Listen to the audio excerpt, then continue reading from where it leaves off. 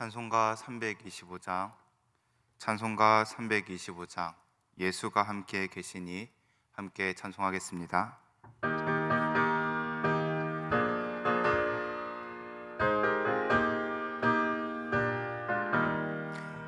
예수가 함께 계시니 시험이 오나 겁없네.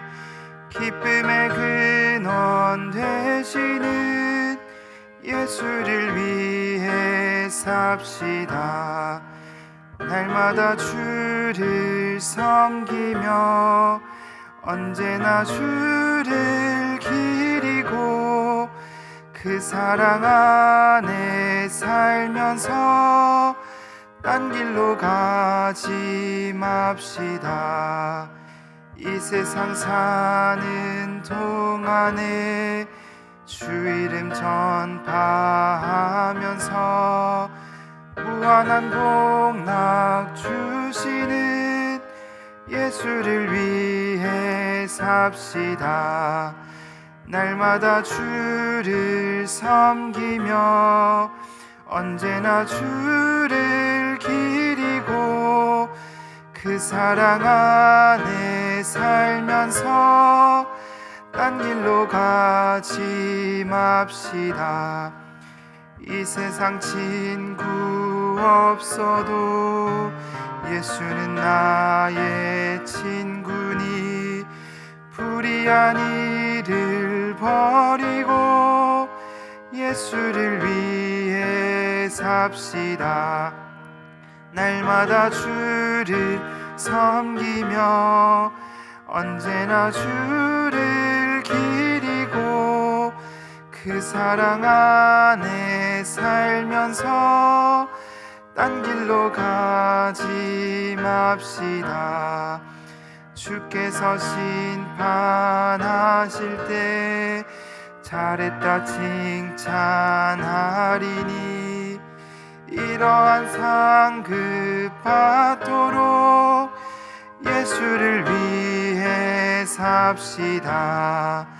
날마다 주를 섬기며 언제나 주를 기리고 그 사랑 안에 살면서 딴 길로 가지 맙시다.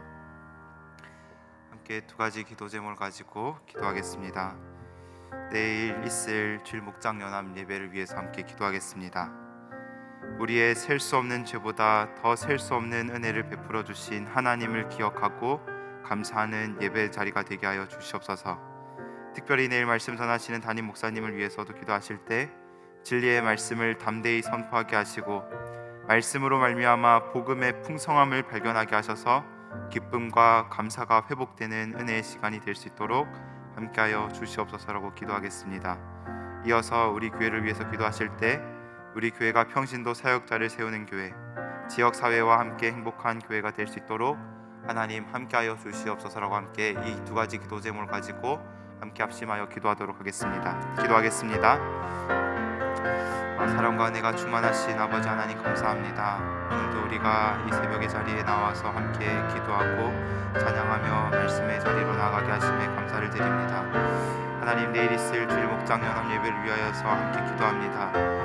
우리의 셀 수 없는 죄보다 더 셀 수 없는 은혜를 베풀어 주신 그 하나님의 은혜를 다시금 되새기며 다시금 그 은혜를 돌아보며 하나님의 은혜에 감사하고 하나님을 찬양하는 복된 예배의 자리가 되게 하여 주시옵소서.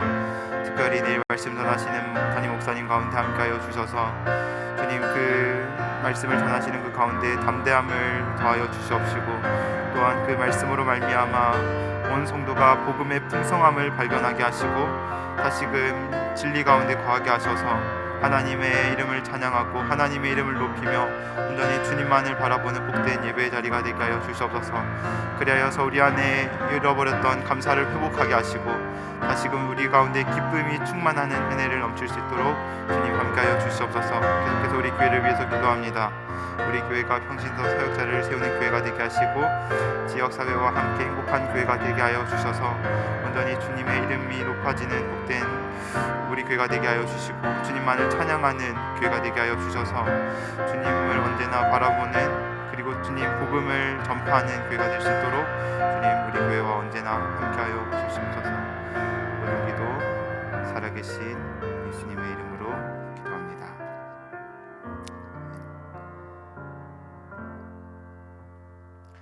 오늘 함께 말씀을 보겠습니다. 오늘 함께 볼 하나님의 말씀은 로마서 7장 7절에서 13절까지 말씀입니다. 로마서 7장 7절에서 13절까지 말씀입니다. 다 찾으신 줄 알고 한 절씩 교독하고 마지막 절은 함께 읽도록 하겠습니다. 그런즉 우리가 무슨 말을 하리요? 율법이 죄냐? 그럴 수 없느니라. 율법으로 말미암지 않고는 내가 죄를 알지 못하였으니 곧 율법이 탐내지 말라 하지 아니하였더라면 내가 탐심을 알지 못하였으리라. 계명으로 말미암아 내 속에서 온갖 탐심을 이루었나니 이는 율법이 없으면 죄가 죽은 것임이라. 전에 율법을 깨닫지 못했을 때에는 내가 살았더니 계명이 이름에 죄는 살아나고 나는 죽었도다. 생명에 이르게 할 그 계명이 내게 대하여 도리어 사망에 이르게 하는 것이 되었도다. 죄가 기회를 타서 계명으로 말미암아 나를 속이고 그것으로 나를 죽였는지라. 이로 보건대 율법은 거룩하고 계명도 거룩하고 의로우며 선하도다. 함께 읽겠습니다. 그런즉 선한 것이 내게 사망이 되었느냐? 그럴 수 없느니라. 오직 죄가 죄로 드러나기 위하여 선한 그것으로 말미암아 나를 죽게 만들었으니 이는 계명으로 말미암아 죄로 심히 죄되게 하려 함이라. 아멘.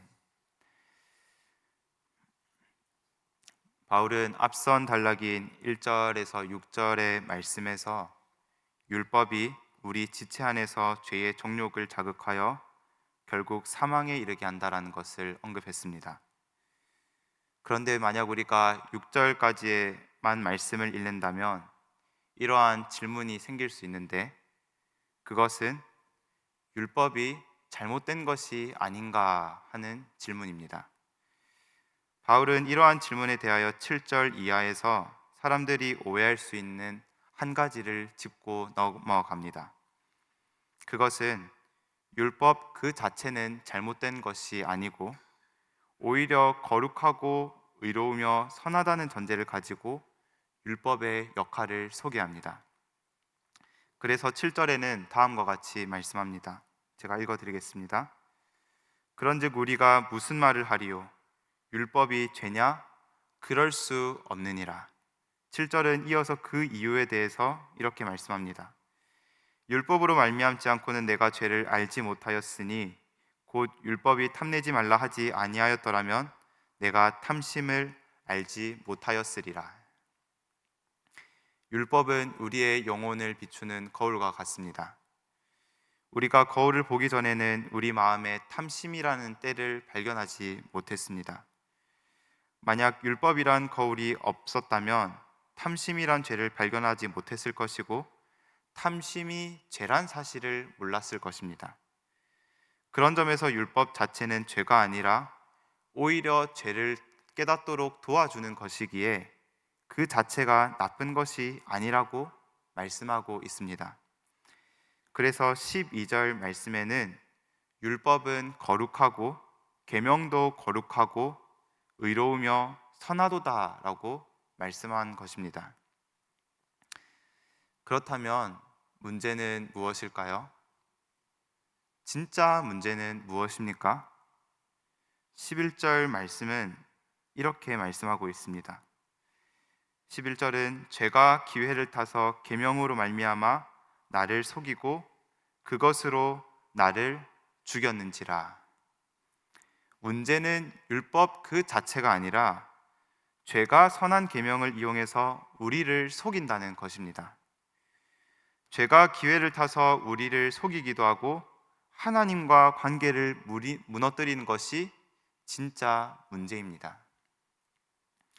우리는 복음으로 말미암아 죄에 대해서 죽었다고 선포하면서 이제는 이전과 다른 모습으로 살아갈 것이라고 다짐하며 살아갑니다. 그러나 우리의 현실은 우리의 다짐과 달리 전혀 다른 모습으로 살아갈 때가 많습니다. 어제 우리가 말씀을 순종했을지라도 오늘 불순종하는 존재가 바로 우리입니다. 어제는 하나님을 사랑했지만 오늘 세상을 더 사랑하고 의지하는 모습을 보이는 존재가 바로 우리입니다. 어제 하나님 안에서 살겠다고 다짐했지만 오늘 하나님을 잊으며 살아가는 존재가 바로 우리입니다. 이때 사탄은 우리를 향해 속삭입니다. 내가 그래도 죄에 대해서 죽었다고 자랑할 수 있느냐? 내가 그러고도 하나님의 자녀라고 말할 수 있느냐? 그때 우리는 쉽게 주눅이 들기도 하고 좌절과 절망의 늪에 빠지기도 합니다. 죄는 언제나 기회를 엿봅니다. 기회를 타서 늘 우리를 속이고 우리가 하나님과 멀어지도록 유혹하며 구원을 빼앗아 가지는 못해도 그 가운데 있는 기쁨을 누리지 못하도록 최선을 다합니다. 그래서 어제 하나님 앞에 일어섰다 하더라도 다시 넘어지게 만들고 우리를 낙심시키고 절망의 자리에 서도록 이끌어 갑니다. 이처럼 죄는 날마다 기회를 엿보고 우리를 노립니다. 말씀을 듣는 이 순간에도, 그리고 말씀을 마치는 이후의 기도의 시간에도 끊임없이 흠집을 내기 위해 기회를 엿볼 것입니다. 어떤 방식으로든 죄는 기회를 타서 우리의 중심을 흔들고 넘어지도록 할 것입니다. 그렇다면 이렇게 죄가 기회를 타서 우리를 날마다 넘어뜨리려고 하는 상황에서 우리는 어떻게 해야 합니까? 그냥 그대로 앉아야만 하는 것입니까? 그렇지 않습니다. 오늘 본문은 아니지만 어제 함께 살펴본 6절의 말씀을 다시 한번 읽도록 하겠습니다. 로마서 7장 6절 말씀입니다. 함께 읽겠습니다. 시작. 이제는 우리가 얽매였던 것에 대하여 죽었으므로 율법에서 벗어났으니 이러므로 우리가 영의 새로운 것으로 섬길 것이요 율법 조문에 묵은 것으로 아니할지니라. 여기서 영은 성령을 의미합니다. 죄는 언제나 기회를 엿보고 우리의 삶을 흔들지 모르지만 하나님은 이러한 우리를 그대로 내버려 두지 않으십니다. 우리에게는 일어설 힘이 없지만 하나님은 성령님을 통해서 우리에게 다시 일어설 힘을 공급해 주십니다. 성령님은 죄가 우리를 뒤흔드는 순간에도 우리의 생각을 붙드시고 우리의 시선을 하나님께로 고정시키도록 이끌어 가실 것입니다. 뿐만 아니라 진리의 말씀을 떠올리게 하시고 다시 새로운 동기와 힘을 불어넣어 주셔서 거룩함에 이르는 열매를 맺도록 하십니다. 우리는 어제 일어섰을지라도 오늘 다시 넘어질 수 있습니다. 그리고 우리의 결단도 때로는 무너지기도 합니다. 하지만 이러한 상황 가운데 우리가 기억해야 할 것이 있습니다. 그것은 우리가 실패를 경험하더라도 그 자리가 끝이 아니란 사실입니다. 죄가 기회를 타서 우리를 속이기도 하고 넘어질지라도 우리 안에 내주하신 성령님은 낙심의 자리에서 소망의 자리로 인도하시는 분이십니다. 죄가 기회를 타서 우리를 속일지라도 그보다 더 크신 능력으로 우리의 삶을 붙드시고 인도하시는 분입니다. 그러므로 오늘 하루도 우리를 일으키시는 성령님이 우리와 함께 한다는 사실을 붙들며 나아가기를 소망합니다. 비록 우리는 죄로 인하여 날마다 흔들리고 넘어지지만 하나님께서는 성령님을 통하여서 우리에게 새로운 동기와 힘을 불어넣어 주신다라는 진리를 기억하기를 원합니다. 그리하여서 오늘도 그 은혜를 의지하여 감사가 회복되고 은혜의 자리에 거하는 저와 여러분이 되시기를 주님의 이름으로 축복합니다. 기도하겠습니다. 하나님, 우리는 날마다 죄의 자리에 넘어집니다. 죄의 유혹 앞에 흔들리는 연약한 존재임을 고백합니다. 그래서 오늘도 하나님의 은혜가 필요합니다. 우리의 연약함을 아시고 우리에게 성령님을 보내주셔서 날마다 넘어지지만 날마다 은혜의 자리로 돌아가게 하심에 감사드립니다. 죄가 기회를 타서 우리를 넘어뜨리려 할지라도 그 가운데 일어설 힘을 공급하여 주시고 감사와 기쁨이 충만할 수 있도록 언제나 함께하여 주시옵소서. 감사드리며 모든 기도 살아계신 예수님의 이름으로 기도합니다. 아멘.